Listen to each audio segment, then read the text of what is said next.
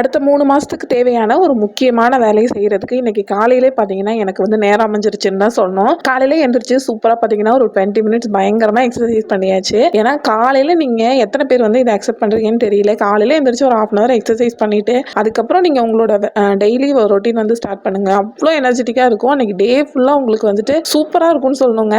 நீங்க வந்துட்டு ஒரு தடவ ட்ரை பண்ணி பாருங்க. கண்டிப்பா நீங்க வந்து சொல்லுவீங்க, ஆமாக்கா இது உண்மையிலேயே நல்லா இருக்கு அப்படின்னு சொல்லிட்டு. பையன வந்துட்டு அப்படியே வந்து ஸ்கூலுக்கு கிளப்பி விட்டுட்டு இன்னைக்கு 9:30க்கே கிளம்பணும்னு சொல்லிட்டாரு. பையனுக்கு பஸ் 8:30க்கு வந்துச்சு. ஸோ எனக்கு 1 ஹவர் தான் டைம் இருந்தது. அதுக்குள்ள வந்துட்டு நான் வந்து சமைச்சு பேக் பண்ணி கொடுக்கணும். ஸோ ரொம்ப ஈஸியான ரெசிபி ஏதாவது ஒன்று பண்ணுனா தான் வந்துட்டு பண்ண முடியும் அப்படின்னு சொல்லிட்டு ரைஸ் வச்சு விட்டுட்டு முருங்கைக்காய் போட்டு சாம்பார் வச்சுட்டு அதுக்கப்புறம் பார்த்தீங்கன்னா இந்த சோயா சங்க்ஸ் வச்சு ஒரு ஃப்ரை மாதிரி பண்ணினேன். சிக்கன் இல்லைனா மட்டன் மசாலா இருந்தால் கொஞ்சம் சேர்த்து பண்ணுங்க. அப்போ டேஸ்ட் இன்னும் கொஞ்சம் சூப்பராகவே இருக்கும். கரெக்டாக பார்த்தீங்கன்னா 9:15க்கெல்லாம் வந்து செஞ்சு முடிச்சாச்சு. அந்த வேலை என்னன்னா மிளகாத்தூள் காலி ஆயிடுச்சு. ஸோ நான் வந்துட்டு மிளகாத்தூள் அரைச்சி எடுத்து வச்சாதான் இன்னொரு 3 மாசத்துக்கு பிரச்சனை இல்லாமல் இருக்கும்.